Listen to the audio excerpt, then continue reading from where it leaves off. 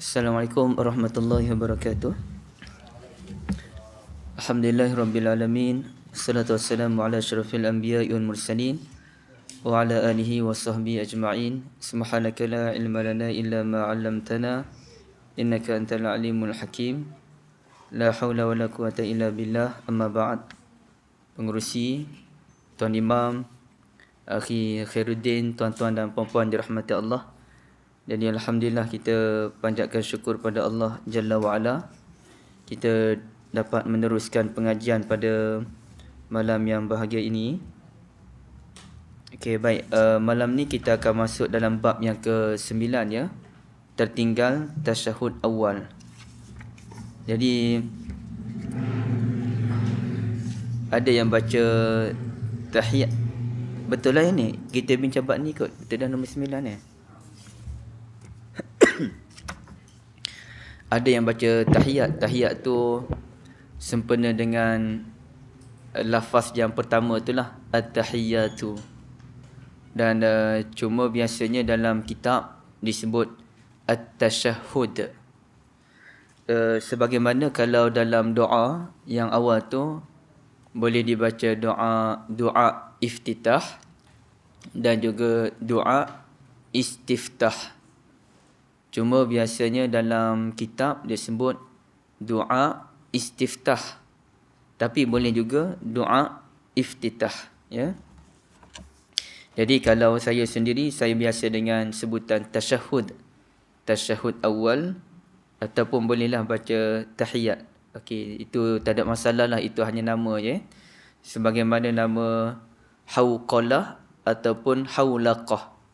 Jadi ada yang baca la haula wala quwata illa billah tu ringkasannya zikir haulaqah. Ada yang baca zikir hauqalah. Jadi itu tak ada masalah lah tuan-tuan dia. Baik. Perkara yang pertama, hukum tasyahudil awal ini menurut kebanyakan ulama ialah sunat. Tapi ada ulama yang mewajibkan. Tapi dia mewajibkan dalam tahap kalau tertinggal kena sujud sahwu. Maknanya bukan kalau tertinggal tu solatnya batal, tidak ya. Artinya bacaannya wajib, tasyahud awal wajib. Itu mazhab Hanbali. Tetapi kalau tertinggal maka dimaafkan dengan sujud sahwu. Baik. Begitu juga dengan Hanbali, kalau saya tak silap, bacaan-bacaan dalam rukuk, sujud itu pun wajib. Macam kita sunat, mazhab Syafi'i ataupun majoriti ulama kata sunat. Tapi mazhab Hanbali menyatakan wajib baca subhana rabbiyal azim ataupun tasbih lah ya. Subhana rabbiyal a'la. Tetapi kalau kita tertinggal solat kita sah dan perlu kepada sujud sahwu. Baik. Jadi di sini kebanyakan ulama kata sunat, sebahagian kecil ulama menyatakan wajib. Perkara yang kedua, bagi kita yang solat seorang diri ataupun kita sebagai imam. Okey, dah ada beza ya. Kalau kita solat seorang diri atau kita sebagai imam, kalau kita terlepas tasyahudil awal dan kita telah berdiri tegak, ya, intasaba qa'iman, kita telah berdiri tegak, maka kita tidak dibenarkan untuk duduk balik. Kita tidak dibenarkan untuk duduk balik kecuali kalau kita belum berdiri tegak. Jadi ada yang kata tahap rukuk, maknanya kita bangun tu selagi mana tidak melepasi tahap rukuk, maka kita dibenarkan duduk balik. Tapi kalau saya baca dalam syarahan Nawawi di dalam Kitabul Majmu', dia bukan rukuk selagi mana kita tidak berdiri tegak. Kita bangun, sikit lagi nak berdiri tegak, kita pun berhenti dan kita baru teringat kita belum tasyahudil awal, maka kita boleh duduk balik. Ya, kita boleh duduk balik. Tapi kalau kita dah berdiri tegak, maka kita tidak dibenarkan duduk balik.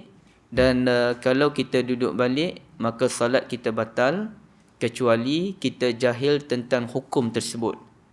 Maknanya masa kita buat tu kita tak tahu. Habis buat tu kita tanya mana-mana ustaz dan ustaz pun menyatakan tak boleh duduk balik. Maka bagaimana dengan salat kita tadi? Salat kita dianggap sebagai sah atas dasar jahal. Baik. Tapi kalau makmum, tuan-tuan, makmum dia terikat dengan imam. Ya, makmum terikat dengan imam. Justru kalau makmum dia berdiri tegak, dia tak sedar, dia dengar imam.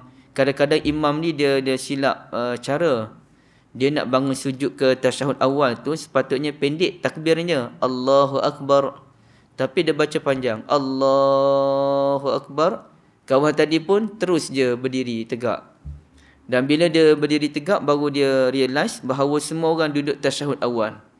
Maka sebagai makmum sewajarnya dia duduk balik, walaupun ada ulama menyatakan dia menunggu imam dalam keadaan berdiri. Namun itu bukan pandangan yang kuat ya. Pandangan yang kuat, makmum kena duduk balik bersama dengan imam. Dalam apa keadaan pun. Contohnya ada seorang profesor, dia call saya, dia profesor bidang apa saya tak pasti.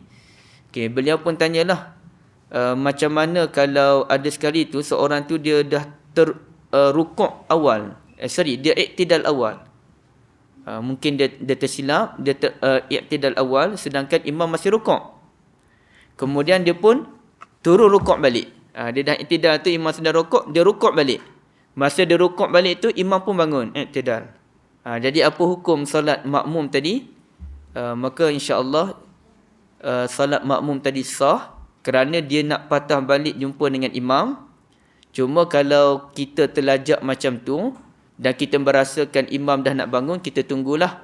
Kita tunggu. Kalau imam dah nak bangun pun, dah bergerak dah pun, kita tunggu. Tapi kalau imam belum bergerak, maka sewajarnya kita duduk rukuk balik bersama dengan imam. Ia tidak dianggap sebagai rukuk kedua, sebaliknya ia dianggap berpatah balik ke rukuk yang pertama. Jadi patah balik, bukannya buat rukuk yang kedua ya. Kadang-kadang benda ni berlaku masa sujud. Saya pun adalah dalam 2 kali, 3 kali seingat saya. Kita tengah sujud, tiba-tiba kita dengar sayup-sayup Allahu Akbar. Sebenarnya suara orang belakang, budak duk main-main kan. Kita ingat ke imam, kita pun dah bangun. Bila kita bangun, tengok semua orang sujud. Maka langkah yang terbaik ialah, kalau kita tengok macam imam tak bergerak lagi, kita cepat-cepat sujud balik. Kerana itu dipanggil kembali kepada sujud, bukannya menambah sujud. Ya. Baik. Tuan-tuan, namun dalam bab ini sebenarnya dia ada dalam kes, kalau kita solat seorang diri ataupun kita sebagai imam, kita dah berdiri tegak dah tuan-tuan. Kita tertinggal tasyahud awal, kita belum lagi memulakan bacaan suratul Fatihah, tapi kita dah berdiri tegak. Walaupun saya katakan kita tidak boleh duduk semula, sebenarnya masih ada khilaf kalangan ulama.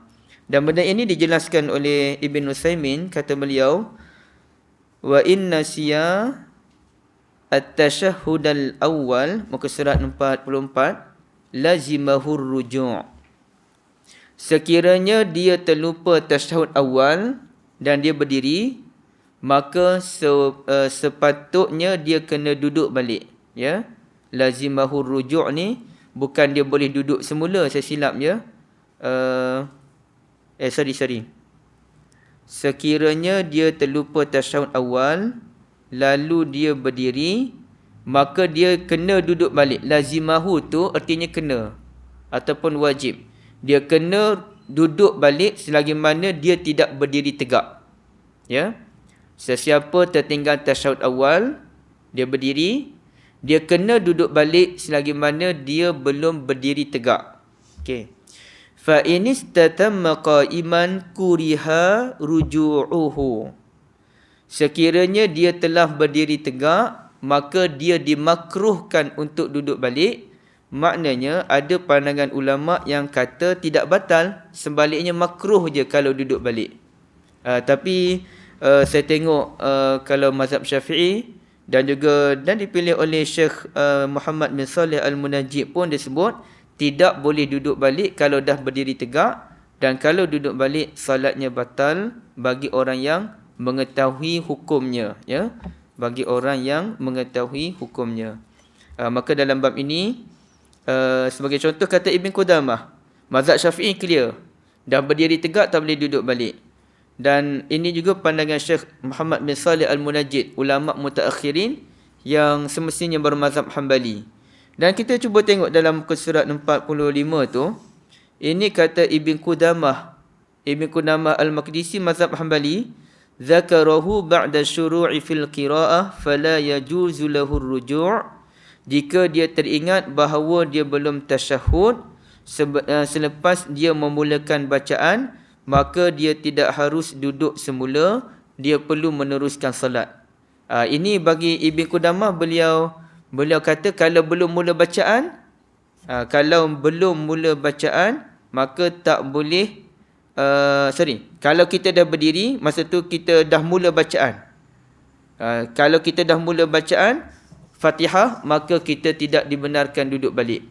Artinya, kalau kita belum memulakan bacaan Fatihah, ada ulama membenarkan untuk kita duduk semula, ya. Tapi dalam bab ini lebih baik kita mengambil pendapat yang menyatakan sekiranya kita telah berdiri tegak, maka kita tidak dibenarkan untuk duduk semula. Dan itu yang disebutkan dalam kitab Al-Mawsu'atul Fiqhiyah pada muka surat 46, ya. Baik.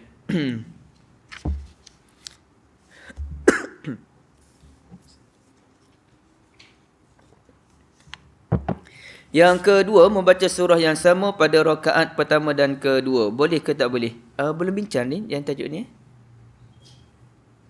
Belum bincang.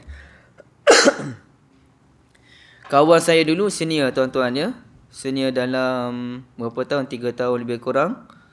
Dia rakaatnya pertama dia baca qiraat Warash. Dan dia baca suratul Duha. Okey. Masuk rakaat yang kedua dia baca qiraat Hafaz, yang bacaan biasalah. Dan dia baca surah Duha juga. Jadi kami kata ini first time ni. Rakaat pertama qiraat lain, rakaat kedua qiraat lain, tapi surahnya surah yang sama. Okey, apa hukum kita membaca qiraat yang berbeza? Tidak ada masalah. Cuma sebaik-baiknya kita kekalkan qiraat yang sama. Kalau qiraat rakaat pertama kita baca kumbul, maka rakaat yang kedua pun kumbul. Kalau rakaat pertama kita baca Ibn Katsir, rakaat kedua pun Ibn Katsir. Tapi iyalah siapa yang pandai sangat qiraat, yang belajar tu pandailah kan. Tapi ceritanya dia membaca surah yang sama. Boleh tak boleh kita membaca surah yang sama? Contohnya kita baca surah Ad-Duha tadi, ataupun apa-apa surah lah. Okey. Ini komen daripada Syekh Muhammad Salih Al-Munajjid. Harus bagi seseorang yang menunaikan salat untuk membaca surah tertentu pada rakaat pertama, dan kemudiannya dia membaca surah yang sama pada rakaat yang kedua. Hatta kalau dia nak baca surah yang sama je sepanjang 4 rakaat sebagai contoh. Dia salat zuhur, rakaatnya pertama dia baca surah Alam Nashrah, rakaat kedua Fatihah Alam Nashrah, rakaat ketiga Fatihah Alam Nashrah, rakaat keempat Fatihah Alam Nashrah. Hukumnya harus, ya, hukumnya harus. Namun wal afdal lahu an, yang terbaik ialah dia mempelbagaikan bacaan dia iktidaan bin Nabi sallallahu alaihi wasallam, sebagai mengikut panduan daripada Nabi sallallahu alaihi wasallam. Jangan baca surah yang sama tapi baca surah yang berbeza. Baik. Dan kalau kita lihat satu hadis yang dibawakan oleh sahabat Nabi Juhainah, dan hadis ini riwayat Sunan Abi Daud. Sami'an Nabiyya sallallahu alaihi wasallam yaqra'u fi subuh idza zulzilatil ardu fi rak'ataini kiltaihima. Beliau Juhainah radhiyallahu an pernah mendengar Nabi sallallahu alaihi wasallam membaca surah Az-Zalzalah. Idza zulzilatil ardu zilzalaha, dalam kedua-dua rakaat. Sama je rakaat yang pertama dan kedua. Kata beliau, fala adri anas ya Rasulullah sallallahu alaihi wasallam am qara'a dzalika amdan. Saya tak pastilah Rasulullah ni terlupa ke sehingga Nabi membaca surah yang sama, ataupun Nabi sengaja berbuat demikian sallallahu alaihi wasallam. Artinya sebelum tu Nabi tak pernah buat demikian, tapi ada Nabi buat. Berapa kali wallahu alam, mungkin sekali, mungkin 2 kali. Dan biasanya Nabi buat bacaan surah yang sama ni tuan-tuan menunjukkan benda tu harus, bukannya digalakkan. Bukan bila Nabi tengok Nabi baca surah Az-Zalzalah tu sama je rakaat pertama dan kedua, kita pun nak amal demikian? Jawabnya tak. Itu hanya menunjukkan harus. Dan boleh jadi ibu ayah dirahmati Allah, perkara hal ini bukannya dilakukan oleh Nabi sallallahu alaihi wasallam di Masjidin Nabi. Mungkin ia berlaku dalam masa Nabi pergi perang ataupun balik perang, kerana Nabi membaca surah yang pendek dalam surah salat subuh. Sedangkan biasanya Nabi akan membaca surah yang panjang dalam salatul subuh. Jadi boleh jadi ya, boleh jadi ini bukan dalam salat yang biasa. Dan kalau kita tengok sahabat Nabi, ni Kulsum bin Hidam sebagai contoh. Cuma tuan-tuan dalam muka surat 51 tu, Khairuddin pun kena betulkan ya.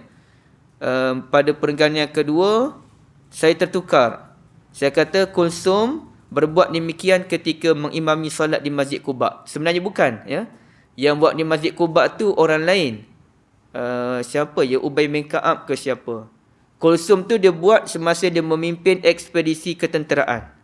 Yang tu saya tertukar, saya minta maaf ya. Jadi Kulsum ni, sahabat Nabi ni mungkin Ubay, wallahu alam. Beliau salat, beliau akan baca Fatihah, kemudiannya baca Kulhu, kemudiannya baca surah yang lain.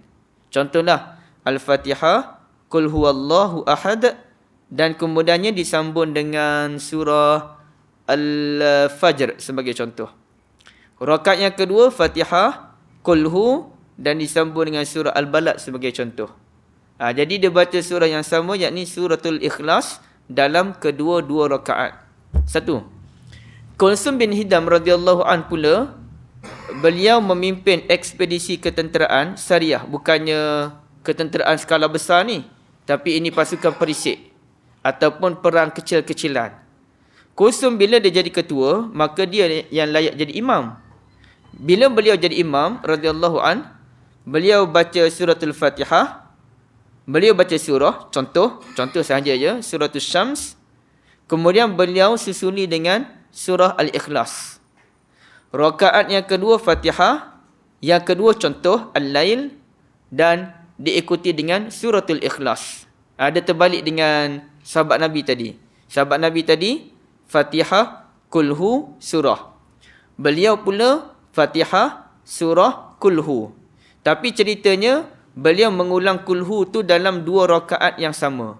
Lalu kata Ibnul Arabi, bukan Ibn Arabi yang tu Wahdatul Wujud tu, itu Ibn Arabi. Ini Ibn Al-Arabi, Ibnul Arabi. Ulama Maliki yang mengarang kitab Ahkamul Quran, ya. Beliau menyatakan fakana hadza dalilan ala annahu yajuzu takraru suratin fi kulli raka'ah. Kisah ini menjadi dalil harus kita mengulang surah yang sama pada setiap rakaat, ya. Baik.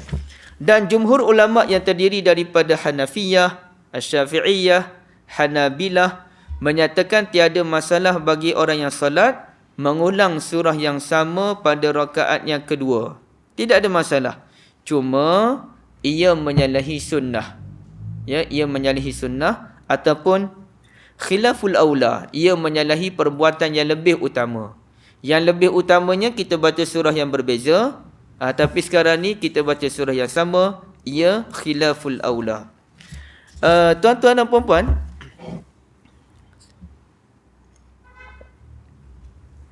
bila kita sebut tentang membaca surah dalam salat ini, walaupun ada Nabi SAW membaca salat tanpa mengikut urutan.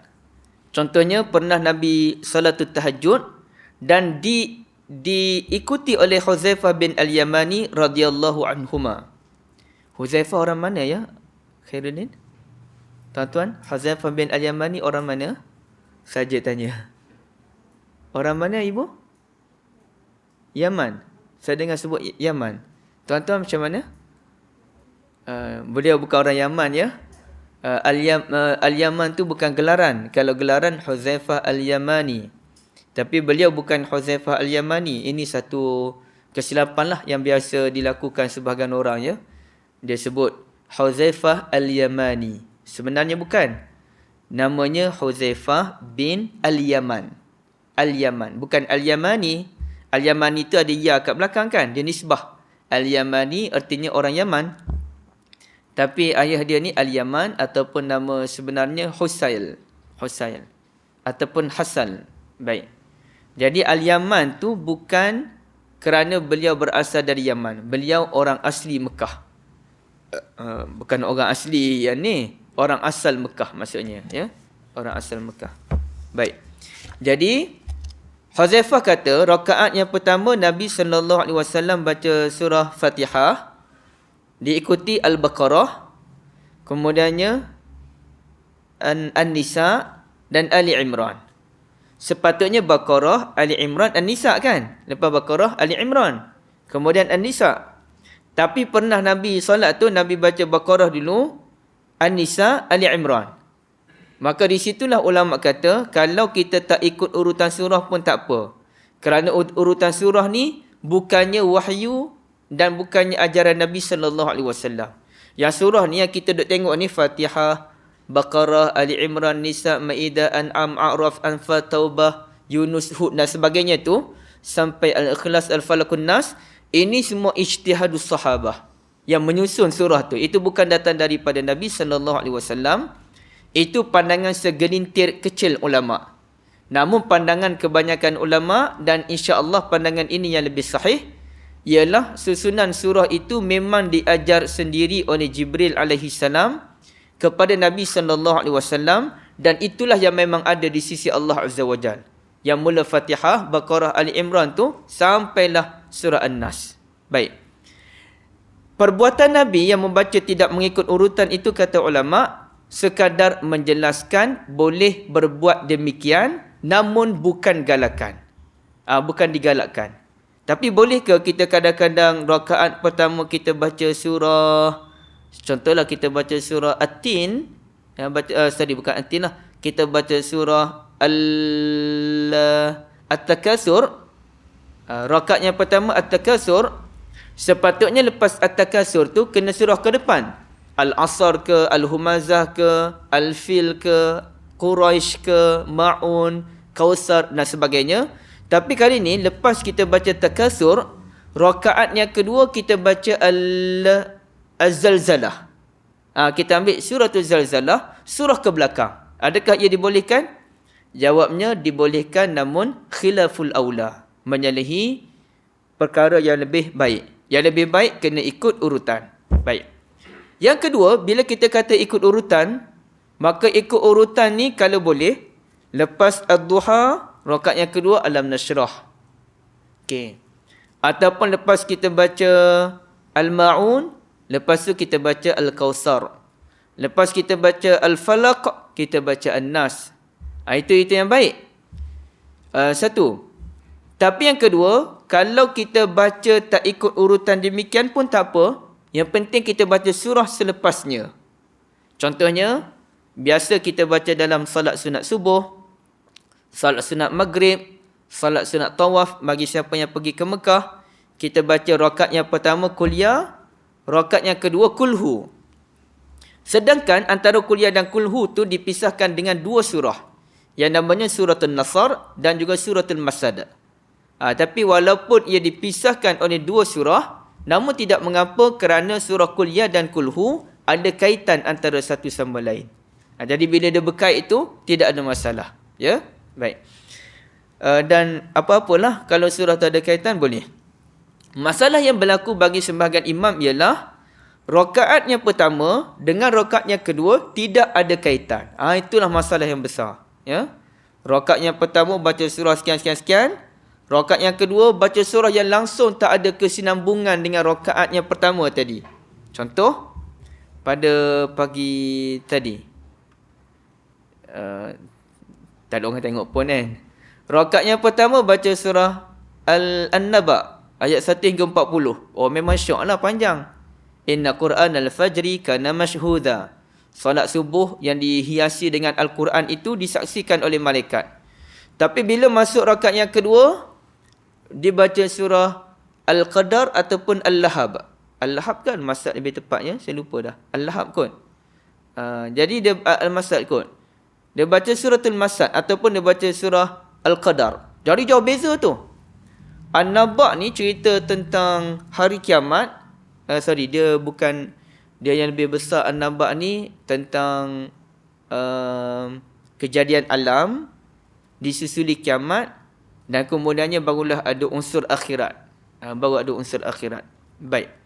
Tiba-tiba pergi baca suratul Qadar yang langsung tak ada cerita tentang kejadian alam ke, tentang kiamat ke, tentang akhirat, tak ada kaitan. Dan begitu juga dengan suratul Masad pun tak ada kaitan. Memanglah kita cerita neraka tu memang ada, tapi ia lebih fokus tentang seorang penentang agama Allah yang namanya Abu Lahab. Jadi kita tak terbina mood. Bagi orang faham Quran, mula-mula dia bentuk dah mood. Rakaat yang pertama tu mood suratul Naba. Tapi bila masuk rakaat yang kedua, mood tu dah berbeza sakan dah.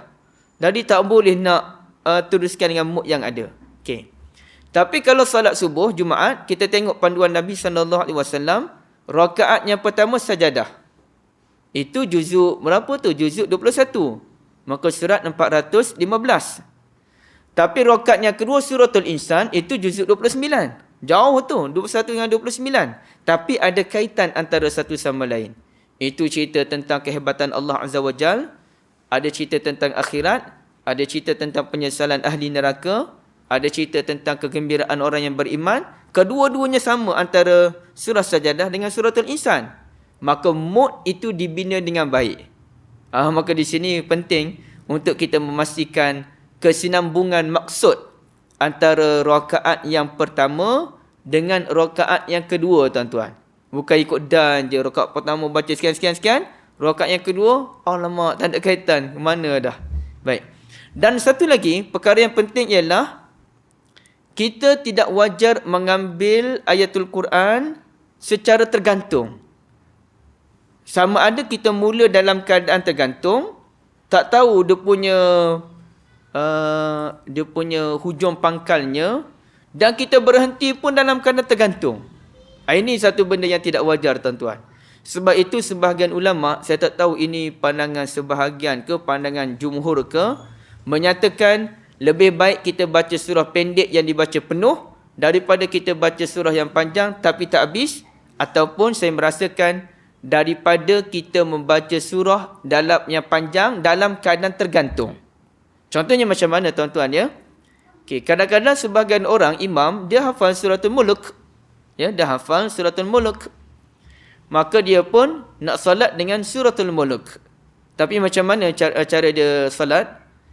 Lepas baca Fatihah rakaat yang pertama, contoh, dia pun baca Amman hadzal ladzi huwa jundul lakum yansurukum min dunir rahman.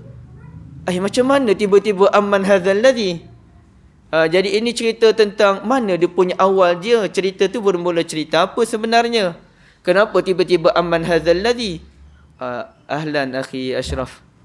Jadi kita tak tahu dia punya awal tu kat mana, tiba-tiba terus mula amman hadzal ladzi. Jadi itu kita jadi pening. Alamak, macam mana aku nak bina mood dalam solat ni? Kita yang tahu sikit sebanyak makna Quran ni, tuan-tuan, terganggulah mood kita. Dan kalau berhenti pun tak kena tempat.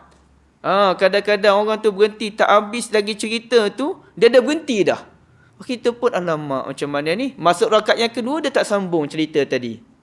Jadi ini semua berpotensi untuk membunuh mood kita dalam solat, tuan-tuan. Tapi kalau kita ambil tengah-tengah surah, yang mana tengah surah tu, dia ada permulaan cerita baru, episod baru. Contohnya dalam surah Yasin, kita pun mulakan dengan bacaan, Inna ashabal jannatil yawma fi syughulin fakihun. Okey, tak apa. Kerana ia permulaan cerita baru tentang penghuni syurga. Jangan kita ambil cerita tengah-tengah, berhenti pun tengah-tengah, dan sekali tak tahu ke mana surah kita baca, tuan-tuan. Okey, itu problem dia lah, ya. Kita ada soalan dulu ke, tuan-tuan? Sini.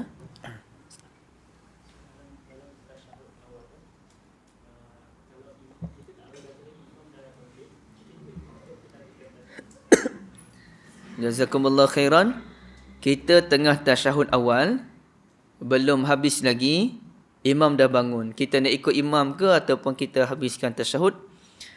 Semaklum saya lah, saya tak baca permasalahan ini secara direct, tapi dia ada bahas daripada aspek yang lain. Siapa dah ambil tu? Syekh Abdul Karim Khudair ke siapa? Jadi kesimpulannya insya-Allah yang tepat, kita habiskan tasyahud awal yang minimum. Tasyahud awal ini yang minimum ialah wa asyhadu anna Muhammadan abduhu wa rasuluh ataupun wa asyhadu anna Muhammadar Rasulullah. Terpulanglah kita ambil lafaz yang mana kan.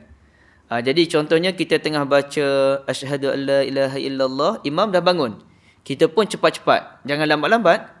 Kita cepat-cepat wa asyhadu anna Muhammadar Rasulullah, Allahu akbar, tinggalkan selawat kepada Nabi sallallahu alaihi wasallam. Gitu. Apa kadar maksimum tasyahud awal tuan-tuan ya? Paling tinggi sekali tasyahud awal tu sampai mana? Itu paling tinggi. Tak ada, yang biasanya tuan-tuan baca tasyahud awal sampai apa? Allahumma salli ala Muhammad wa ala ali Muhammad, tak ada. Tapi kalau saya tanya soalan special lah, dengan minta maaf ya, ada hadis ke kata sampai Allahumma salli ala Muhammad? Tak ada kan, tak ada hadis. Tapi ia dipanggil ijtihadul ulama. Ulama kebanyakannya ijtihad, tasyahud awal ni sampai Allahumma salli ala Muhammad. Itu pandangan kebanyakan ulama. Tapi kalau ditanyakan ada hadis ke? Tak ada. Habis tu boleh ke kalau seseorang tu baca sampai selawat Ibrahimiyah? Sebahagian ulama kata boleh baca selawat Ibrahimiyah dalam tasyahudil awal. Sebahagian ulama kata boleh. Tapi kebanyakan ulama tak setuju. Kebanyakan ulama walaupun tidak ada hadis yang jelas, namun pastilah mereka buat hukum tu berdasarkan panduan-panduan daripada hadis macam mana pun. Jadi ada beza antara yang awal dengan yang akhir. Mesti ada beza. Itu pada pandangan kebanyakan ulama lah tuan-tuan ya. Tapi kalau ditanyakan ada hadis ke secara jelas, tak ada. Baik. Tapi dalam keadaan begitu, kita tetap juga dianjurkan untuk membaca tasyahud, membaca selawat Ibrahimiyah dalam tasyahud awal dalam keadaan tertentu. Okey. Kita juga dianjurkan membaca selawat Ibrahimiyah dalam tasyahudil awal dalam keadaan tertentu. Tapi pernah ke tuan-tuan baca selawat Ibrahimiyah dalam tasyahud awal? Khairuddin pernah. Yang lain pernah tak? Akhir Ashraf pernah tak? Imam mana? Saya dah biasa dah. Tadi pun saya baca tasyahud akhir. Saya baca selawat Ibrahimiyah. Sebab apa? Okey. Tadi saya datang lambat. Saya sempat rakaat ketiga je dengan ayahanda imam. Jadi bila imam duduk tasyahud akhir, panjang bacaan. Artinya saya kalau saya baca sampai Allahumma salli ala Muhammad je, saya akan kosong. Kosong tunggu, kemudian ayahanda imam baca lagi doa lepas selawat Ibrahimiyah, saya kosong tunggu. Sedangkan ulama termasuk mazhab Syafi'i tidak menggalakkan kita berdiam diri dalam salat kecuali masa qiyam, ketika imam sedang membaca. Yang tu je kita diam. Dalam posisi yang lain, kita tidak dibenarkan diam. Selagi mana imam tidak bangun iktidal, kita kena teruskan bacaan Subhana Rabbiyal Azim, Subhana Rabbiyal Azim. Sampai 10 kali pun 10 kalilah. Terutamanya kalau di Mekah, dia dalam 7 ke 10 kali. Di Mekah dan Madinah. Kalau selagi mana imam belum rukuk untuk salatul zuhur, kita dah habis baca Fatihah. Kita dah habis baca Qul a'udzu birabbil falaq. Imam belum rukuk, kita kena sambung Qul a'udzu birabbin nas. Imam belum rukuk, kita ambil pula surah yang lain. Surah Baqarah kita tak hafal, ambillah surah Ad-Duha ke, Alam Nashrah ke. Kena baca selama mana imam belum rukuk. Justru tadi apabila ayahanda imam baca tasyahud akhir, saya tasyahud awal sampai Allahumma salli ala Muhammad, maka saya ambil pedoman daripada ulama Syafi'i. Dan juga ulama Syafi'i ni rasanya Ibn Hajar Al-Haytami rasanya. Ataupun siapa yang saya pun dah lupa, lama sangat dah. Dan juga ulama lain, iaitu kita juga membaca selawat Ibrahimiyah. Dan jika dah habis baca selawat Ibrahimiyah, innaka hamidum majid, imam belum memberikan salam, kita sambung dengan bacaan doa. Sampailah imam bagi salam, barulah kita berdiri. Jadi baca tu kerana mengisi masa yang ada. Kerana imam masa tu tasyahud akhir, kita pun terikut bacaan tasyahud akhir dengan imam. Begitu kaedahnya tuan-tuan dan puan-puan ya. Boleh. Ada soalan lain? Ya.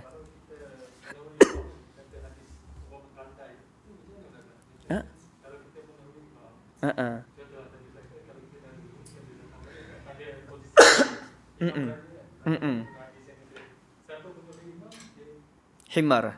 Tukar muka himar. Jazakumullah khairan. Kasih. Itu bagi orang yang sengaja berbuat demikian. Yang kita tadi tak sengaja. Kadang-kadang imam, kita dengar suara orang tadilah Allahu Akbar, kita pun Allahu Akbar sekali. Rupanya budak kat belakang. Ataupun pernah berlaku imam perlahan sangat. Allahu Akbar. Kita pun turun terus. Tapi imam tu rupanya Allahu Akbar tu dia tengah turun lagi. Slow, dia sakit badan. Sepatutnya dia turun dululah. Dia turun dulu. Dah hujung tu Allahu Akbar. Yang terbaik memanglah Allahu Akbar tu panjang. Sampai 14 alif ataupun 7 harakat. Tapi sekarang ni imam tak larat dah nak panjang-panjang. Dan imam pun tak larat nak turun dengan keadaan sederhana. Dia turun lambat. Maka elok dia turun dulu. Dekat-dekat nak sujud, Allahu Akbar. Dan ada kes, satu kalau orang tu jadi imam, saya dah beringat dah. Itu style dia. Bila dia bangun dari sujud nak berdiri, Allahu Akbar. Kita pun Allahu Akbar berdiri. Rupanya dia duduk istirahat. Allahu Akbar duduk istirahat. Kemudian baru dia bangun. Kita dah berdiri dah. Aduh, kacau di situ. Jadi itu tak sengaja. Tak sengaja tak apa. Yang tak bolehnya, kita sengaja mendahului imam. Tak pernah Akhi Khairuddin dahului imam dengan sengaja? Ni wali-wali lah ni. Wali-wali yang setaraf dengan wali dalam laut tu. Saya sendiri biasalah mendahului imam masa sekolah rendah dululah. Kita solat tarawih, tuan-tuan, budak-budak. Saya memang solat 20 rakaat masa sekolah rendah dulu. Tapi bukan sebab wali lah. Imam laju. Kita pula budak suka lah. Imam laju, kita berlumbur belakang sama kita ni. Siapa bagi salam dulu? Kita ke tu imam? Kita berlumbur dengan kawan-kawan kita. Jadi kelajuan imam dan wujudnya perlumburan dengan kawan-kawan tu membolehkan kami ni solat 20 rakaat. Dia sampai makanan lah yang ditawarkan tu. Tapi kalau sekarang ni suruh 20 rakaat memang tak larat lah. Ikut juga tapi letih lah kan. Itu sebab ada nakal-nakal lah tuan-tuan ya. Itu tak dikira.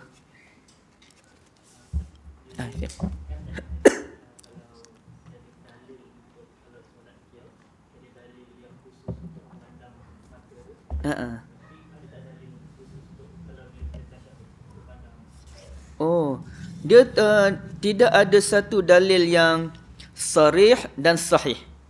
Mana mata kita lihat dalam salat. Tapi itu ni kan. Tak ada dalil yang sahih. Yang kata tengok sujud, tak ada dalil yang sahih. Hadis itu dipertikaikan oleh ulama. Jadi siapa yang nak tengok tempat sujud, ada ulama cadangkan tengok tempat sujud dalam semua posisi. Okey. Ada ulama yang kata masa berdiri tengok tempat sujud, masa rukuk tengok kaki, masa sujud tengok antara dua mata, dan masa tasyahud akhir tengok jari. Kerana ada hadis Sunan Abi Daud, Nabi SAW tengok jari telunjuk sepanjang tasyahud, dan ini dipegang oleh mazhab Syafi'i sebagaimana dibahaskan oleh Nawawi di dalam Kitabul Majmu'. Tapi hadis itu pun dipertikaikan, ia bukannya hadis yang sahih. Jadi ada ulama kalau Maliki tengok straight ke depan, itu Maliki. Dan ini saya tengok sendiri kupasan Ibn Abdul Bar, sama ada di dalam kitab At-Tamhid ataupun Kitabul Istizkar. Tengok ke depan. Katanya tak wajar kepala kita ni, anggota yang mulia, ditundukkan untuk tengok tempat sujud. Tak wajar. Katanya perlu ditegakkan. Tengok ke arah depan. Jadi saya rasa jawapan yang paling memuaskan lah. Tengok ke depan ke, dia antara dua je. Dia tak boleh tengok ke atas, tu confirm tak boleh. Kerana dulu Nabi salat tengok atas dan ditegur oleh Allah, allazina hum fi salatihim khashi'un. Maka Nabi tak tengok lagi ke atas. Jadi sama ada kita tengok straight atau kita tengok tempat sujud dalam keadaan kepala tu hanya ditundukkan sedikit je, terpulang kepada khusyuk masing-masing. Kalau ada kalangan kita khusyuk tengok ke depan, silakan. Tapi saya sendiri taklah. Saya dah test dah beberapa kali solat tengok ke depan. Oh, tak jadi. Macam-macam benda. Saya pun rasa tengok tempat sujud lah kot. Tapi dalam keadaan tengok tempat sujud tu, kadang-kadang tak fokus tempat sujud betul pun. Dia ke depan sikit kadang-kadang. Kemudian kembali tempat sujud, dia ke depan balik. Tidak ada masalah. Itu semua tidak ada masalah. Ya. Dan juga sewajarnya bagi makmum melihat ke arah imam kadang-kadang untuk melihat pergerakan imam, dan itu pun dipanggil khusyuk. Kalau kita tengok imam tu, itu pun dipanggil khusyuk. Kecuali lah kita masjid tu besar, kita duduk tepi sana nak tengok imam macam mana tuan-tuan. Itu biarkanlah. Ini kita duduk berdekatan dengan imam, surau kita ni kecil. Jadi kita kerling sikit tengok imam, itu tetap termasuk dalam khusyuk. Khusyuk berarti kita melakukan perbuatan dalam solat yang membantu solat kita. Termasuk melihat ke arah imam. Wallahualam. Itu.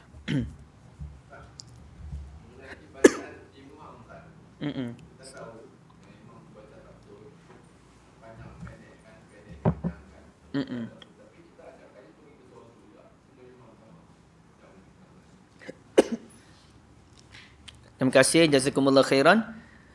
Bab bacaan betul tak betul ni dia ada dua. Sebelum tu, ulama menyatakan bacaan bertajwid tidak wajib. Okey, sebelum tu lah. Bacaan bertajwid tidak wajib dan tidak berdosa sesiapa baca Quran tanpa tajwid. Tapi tak cantik lah. Tak cantik. Antara orang yang jenis baca Quran tanpa tajwid yang betul ni, pelajar-pelajar tahfiz. Kalau nak mengulang. Kalau kita suruh pelajar tahfiz ikut tajwid yang betul tuan-tuan untuk mengulang Quran. Pensan lah diorang bila nak habis mengulang Quran tu. Ayat Quran banyak. Jadi contohnya bacaannya macam mana? Kalau kita ambil surah yang tuan-tuan biasa hafalkan, surah Yasin contohnya. Yasin wal Qur'anil Hakim innaka laminal mursalin ala siratim mustaqim tanzilul azizir rahim litunzira qauman ma unzira abahum fahum ghafilun. Mana ikut tajwid? Dia baca berhenti terus sambung. Yasin wal Qur'anil Hakim innaka laminal mursalin. Sepatutnya tak boleh. Wal Qur'anil Hakim innaka laminal mursalin. Kalau nak sambung kena bariskan tu innaka laminal mursalin ala siratim mustaqim. Yasin kena panjang Yasin. Tapi kalau kita suruh pelajar tahfiz, akhi baca Quran elok-elok. Dia pun Yasin wal Qur'anil Hakim innaka laminal mursalin. Lambatlah proses dia mengulang. Maka dia dibenarkan untuk melanggar tajwid asas dengan tujuan mengulang. Bukan dengan tujuan untuk menjadi imam, tak boleh. Itu nak mengulang je, nak bagi ingat apa yang dia lupa. Itu dibolehkan. Tanpa menafikan, sebahagian ulama menyatakan walaupun mengulang, bacalah dengan tajwid, itu lebih memberikan ketenangan. Tapi dia bergantunglah pada niat kita masing-masing. Kadang-kadang nak exam, nak test 10 juzuk. Kalau ikut cara bacaan biasa, tak mengulanglah 10 juzuk, sedangkan exam seminggu lagi. Okey. Tadi bacaan tajwid ni dia ada dua. Satu, bacaan tajwid, bacaan Al-Quran yang kalau salah tidak membatalkan salat. Kalau salah tidak membatalkan salat, termasuk pendek panjang mat, tak batal salat. Sepatutnya mat itu panjang. Mat wajib muttasil mesti 4 atau 5 harakat. Mat jaiz boleh jadi 2 kalau dia ikut Tariq Jazari. Tapi standard Tariq Syatibi 4-5 juga.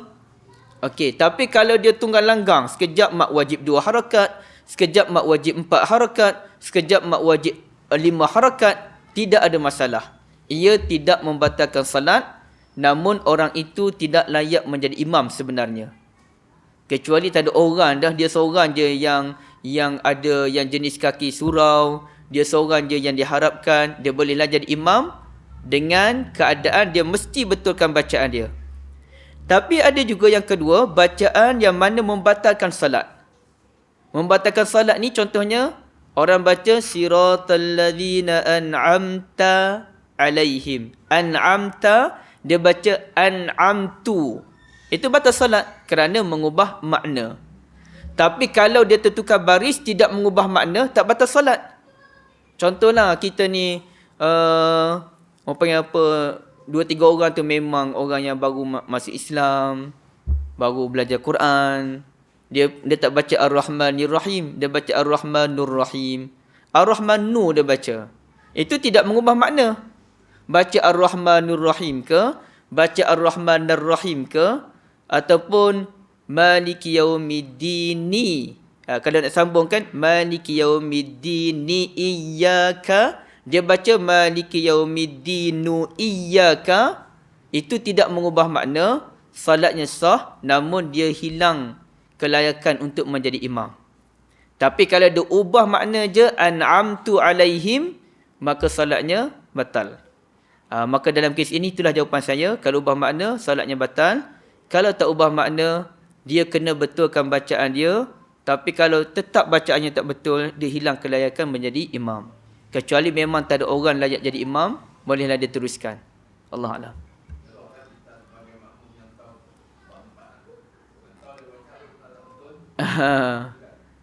Kalau kita rasa ragu-ragu, kata Nabi, da' ma yaribuk ila ma la yaribuk, tinggalkan benda yang meragukan kamu kepada benda yang tidak meragukan. Jadi kalau kita rasa ragu, tak tenang, kita tinggalkanlah solat tempat lain. Baik, begitu. Kita sikit lagi boleh tak? Okey. Akhir, silakan. Kalau ada... Jadi, okey. Tak ada satu lagi, akhir ya. Oh, ke tuan-tuan nak tengok bola malam ni? Tak apa, geng-geng sunnah tak tengok bola.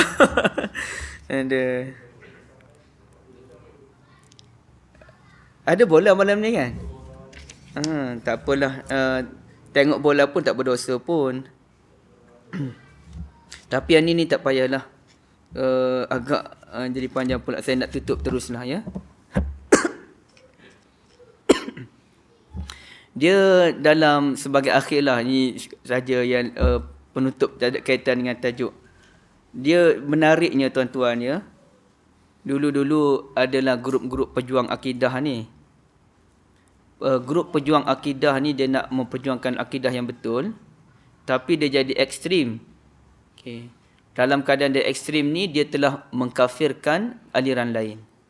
Dia memperjuangkan akidah, tapi dia mengkafirkan orang lain. Okay. Dalam masa yang sama, ada juga grup yang memperjuangkan kesufian.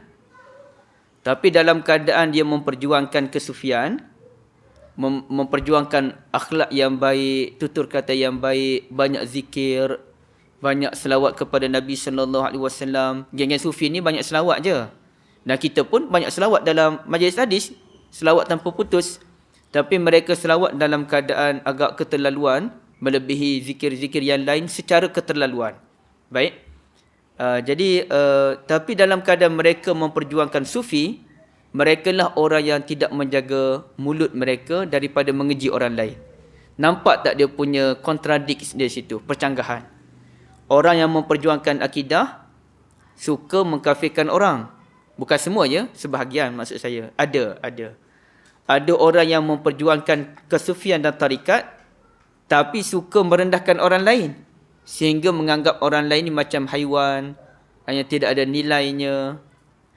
Dan dilema yang sama berlaku kepada orang yang memperjuangkan sunnah, suka merendahkan orang lain dan suka membid'ahkan orang lain secara keterlaluan.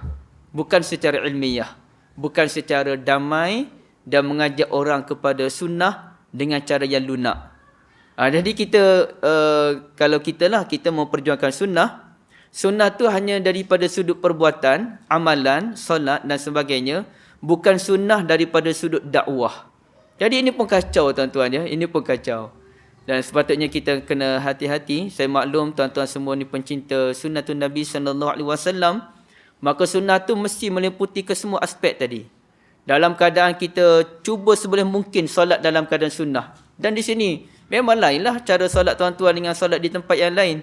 Dalam masa yang sama juga, kita mesti mengajak orang kepada sunnah dengan cara sunnah. Tapi saya yakin tuan-tuan di sini tak ada masalah. Cuma benda ni ada berlaku menimpa sebahagian golongan tertentu yang memperjuangkan sunnah tapi suka berlaku kasar, menyebabkan orang memandang rendah terhadap pejuang sunnah itu sendiri.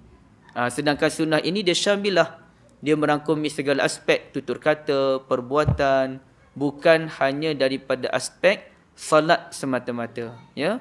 Sebab itu kalau kita lihat sebahagian orang yang santun dalam memperjuangkan sunnah ni, dia tak direct menyebut ini sunnah, ini bid'ah, tapi dia guna bahasa-bahasa yang lain dan dia menawarkan resepi-resepi yang lain, menyebabkan akhirnya orang beramal dengan sunnah tanpa disedari. Jadi itulah yang kita perlu perjuangkan insya-Allah tuan-tuan, sebagai peringatan untuk diri saya sendiri dan kita semua. Sebab saya tahu, kalau saya mengajar bahagian Quran, saya akan jadi orang yang berwawasan besar. Kita tengok Quran ni dalam konteks yang luas. Tapi once saya mengajar tentang hadis je, dan saya masuk isu sunnah, apa amalan Nabi SAW, macam ni bukan kita tak fokus sunnah. Kita memang bincang sunnah, tapi kita lebih pada fiqh salat. Ini kalau bincang hadis secara khusus, sunnah secara khusus, tiba-tiba je saya akan jadi emosi tu lain macam, jadi keras sikit. Betul kata orang yang pakar dalam bidang fikih, dia akan berlapang dada. Orang yang belajar tentang akhlak, dia akan berakhlak mulia. Orang yang belajar dan mengajar Quran, dia jadi orang yang berwawasan besar dan senang didekati oleh orang ramai. Tapi kalau dia berkecimpung dalam dunia hadis, dia akan menjadi orang yang sangat serius, sangat tegas, dan kadang-kadang kalau dia tak kawal, perwatakan dia akan tidak disenangi oleh orang lain. Dan kesannya betul tuan-tuan. Bila kita setengah orang tu yang sebab dia faham sungguh, inilah hadis, inilah sunnah, tiba-tiba ada orang langgar sunnah. Ada orang sebarkan hadis maudhu', ada orang sebarkan hadis yang terlalu dhaif. Memang kita akan hot lah tuan-tuan, kita akan marah lah. Itu jadi emosi. Dan emosi itulah yang perlu dikawal dengan zikir-zikir, selawat-selawat, dan juga ingat balik bagaimana sunnatun Nabi SAW dalam berdakwah. InsyaAllah kita akan jadi tenang, cool dalam menyampaikan sunnah tersebut insyaAllah. Allah alam. Assalamualaikum warahmatullahi wabarakatuh.